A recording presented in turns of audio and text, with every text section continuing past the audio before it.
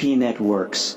Jangan jual koin Pi pikiran Anda sekarang. Saya yakin Anda akan berterima kasih kepada saya nanti. Ini bukan lelucon, teman-teman. Orang-orang terus mengatakan bahwa jika sebuah proyek gratis, Anda adalah produknya. Tapi saya tidak melihat Pi Network dengan cara yang sama seperti yang dilakukan para penentang itu. 5 tahun pengembangan proyek yang panjang. Dan tetap saja Anda tidak tahu jaringan Pi rahasia bersembunyi.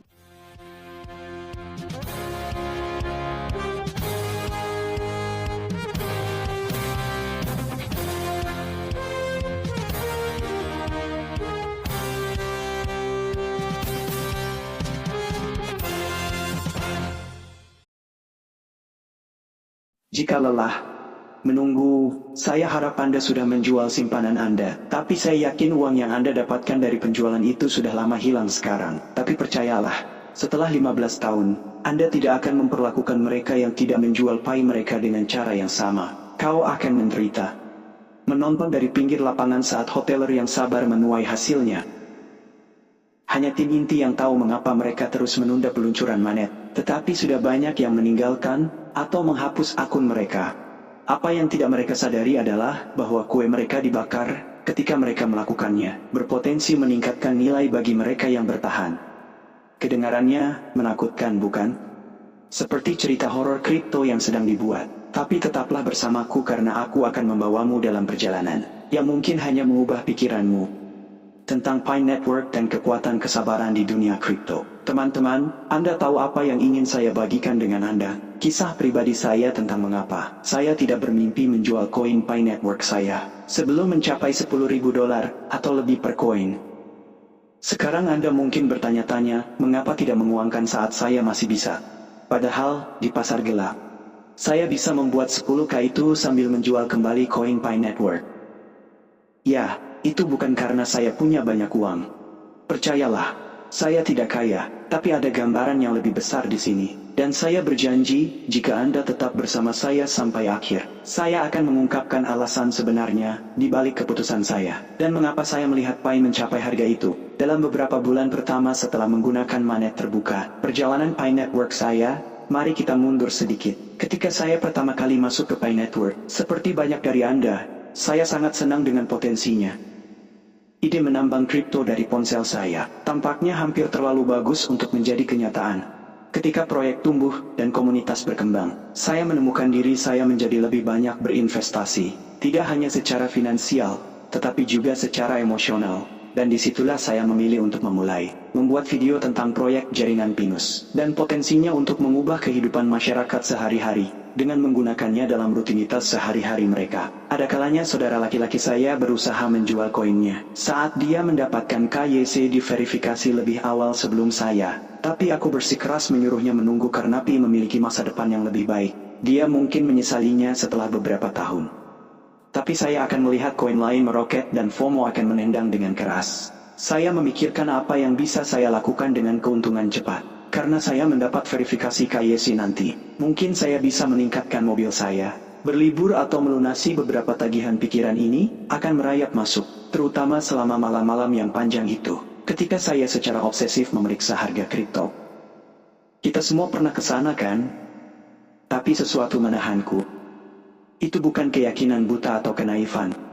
Itu, ya, aku tidak akan menumpahkan kacang dulu. Anggap saja aku punya firasat.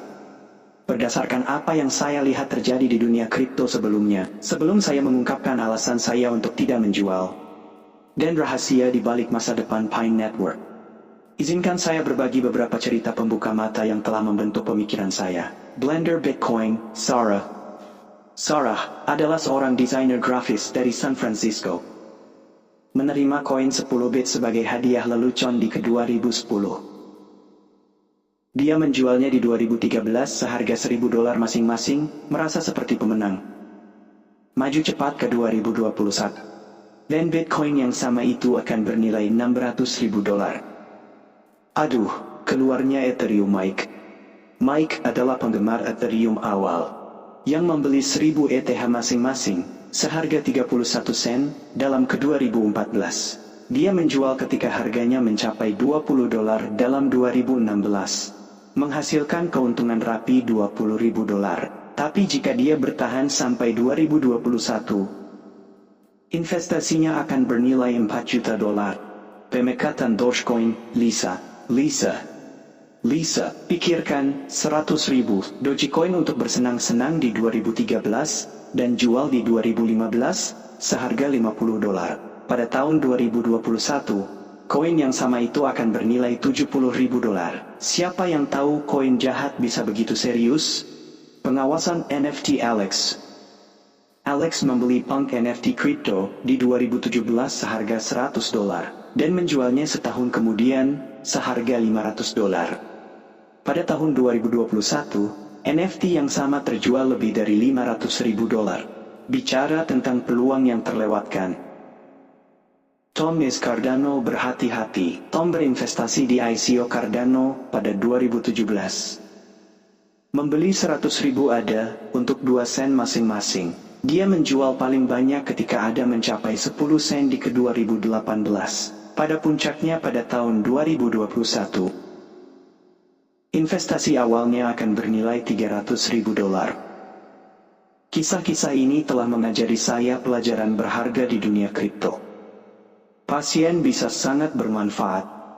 Bahaya dari penjualan massal awal.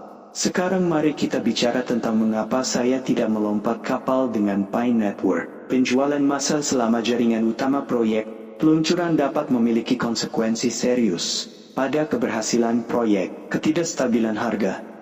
Saat semua menjual sekaligus, itu dapat memicu lingkaran setan penurunan harga, pengurasan likuiditas. Penjualan cepat dapat menghabiskan likuiditas yang tersedia, sehingga menyulitkan orang lain untuk memperdagangkan distribusi token yang terganggu.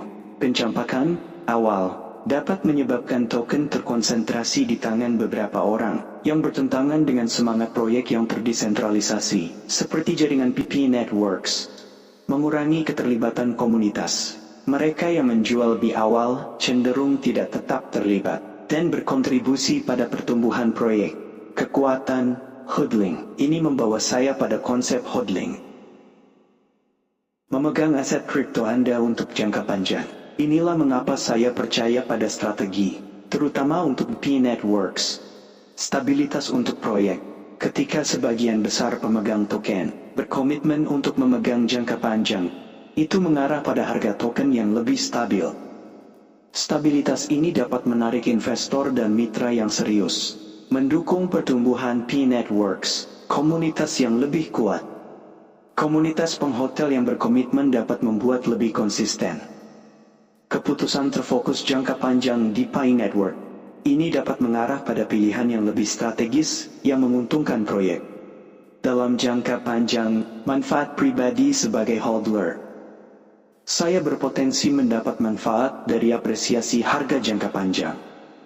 Ditambah saya bisa menghindari stres fluktuasi harga jangka pendek. Dan pelajari lebih lanjut tentang proyek dan teknologi blockchain. Dampak positif pada harga, hodling dapat menyebabkan penurunan tekanan pasokan, menarik investor yang lebih besar, dan buat loop umpan balik positif untuk pertumbuhan harga. Pengungkapan besar, dan sekarang seperti yang dijanjikan, inilah alasan sebenarnya saya memegang koin Pi Network saya. Saya telah melihat bahwa di dunia cryptocurrency, mereka yang menghasilkan uang paling banyak. Seringkali mereka yang bertahan dan menunggu sampai proyek mencapai potensi penuh mereka.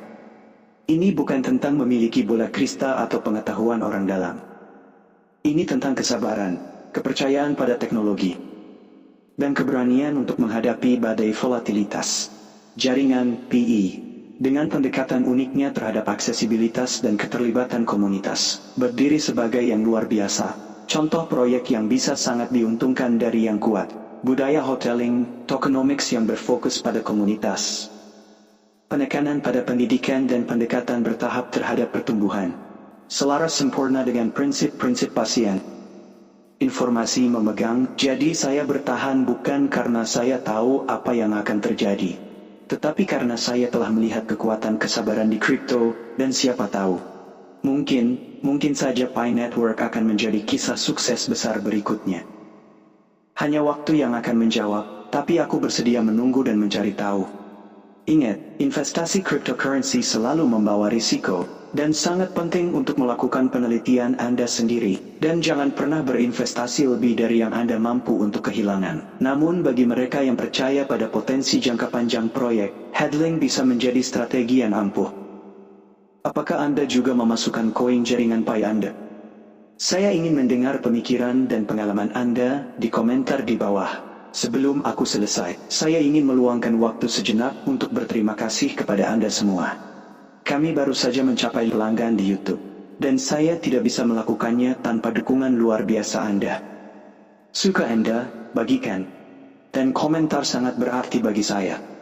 Dan saya sangat bersyukur memiliki komunitas yang luar biasa. Jika Anda belum, silakan berlangganan. Like dan share video ini untuk membantu kami terus berkembang. Terima kasih telah menjadi anggota yang sangat berharga dalam perjalanan ini. Dan untuk menonton video ini, dukungan Anda membuat saya terus maju. Dan saya bersemangat untuk terus membawakan Anda lebih banyak konten. Sampai waktu berikutnya.